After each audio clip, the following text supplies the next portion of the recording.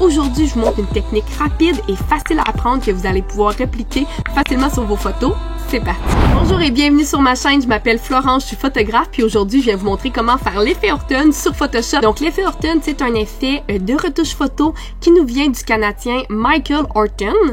Donc c'est un photographe canadien qui a développé cette technique-là pour rendre ses paysages un petit peu plus dreamy, qu'on appelle, là, un petit peu avoir un petit effet crémeux, comme si on était dans un rêve. Première étape de la technique, ça va être de fusionner les calques qu'on a déjà sur notre photo. Donc c'est une photo que j'ai déjà travaillée.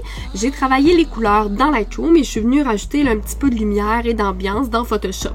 Ce que je veux faire, c'est de fusionner les calques que j'ai ensemble pour créer une seule photo.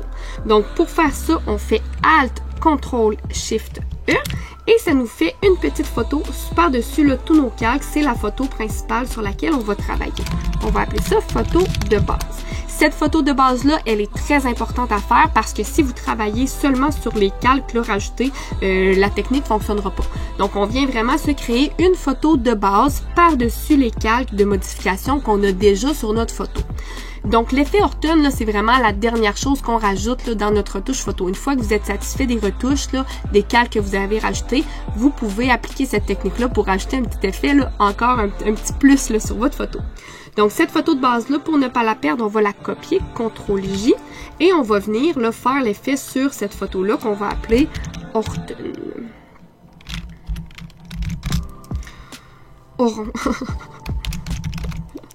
Qu'on va appeler Horton. Pour faire la technique d'Horton, ce qu'on veut aller chercher, c'est des contrastes dans des luminosités et l'ajout de flou. Pour venir chercher les contrastes, on va aller chercher le calque ici de réglage. Donc, un calque de réglage et on va venir choisir les courbes. Lorsque je clique sur courbe, j'ai mon petit panneau de propriété qui apparaît en courbe. Ce panneau de propriété-là, vous pouvez le bouger dans Photoshop et on va venir créer des contrastes. On va venir prendre les tons foncés, les tirer vers le bas. Donc, j'ai appuyé sur mon curseur et je le tire vers le bas. Et on va ensuite venir prendre les tons clairs. Donc, tout ce qui est à gauche est foncé et tout ce qui est à droite est clair. Vous le voyez, là, le noir est ici et le blanc est là. Je vais venir chercher un point sur ma courbe qui est claire et je vais venir l'augmenter. Ce que je veux faire avec ma courbe, c'est une espèce de S.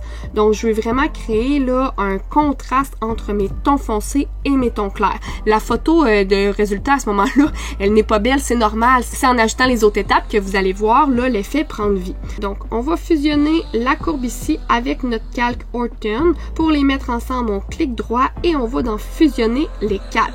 Ce que je veux faire, c'est vraiment avoir mes courbes qui sont appliquées à mon calque. Je veux pas me retrouver avec différents calques de travail. Je me crée une seule photo sur laquelle je travaille.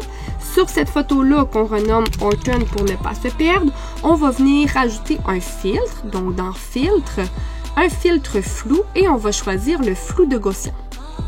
Une fois que je clique sur flou de Gaussian, j'ai mon petit panneau ici qui apparaît que je peux aussi déplacer. Et puis là, je vais jouer avec le nombre de pixels. Moins vous avez de pixels, moins c'est flou. Et plus vous avez de pixels, plus c'est flou.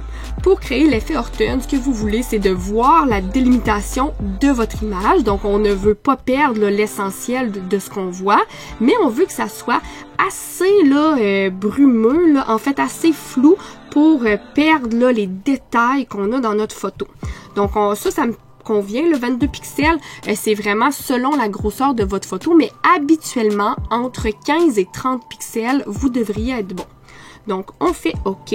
Et puis là, je me retrouve ici avec un calque qui est par-dessus mes autres calques ici, qui est vraiment prononcé et qui est flou.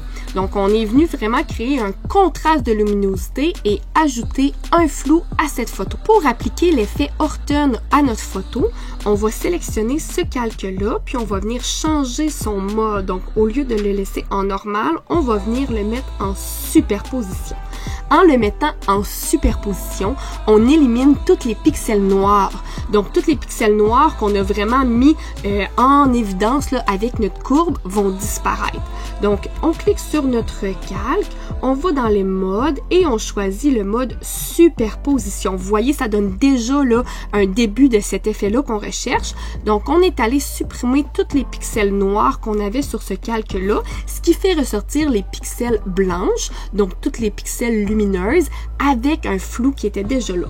Ensuite, on va venir jouer avec l'opacité. Ce que je vous conseille de faire, c'est de partir de 0. Donc ça, c'est ma photo de base sur laquelle je vais rajouter cet effet-là.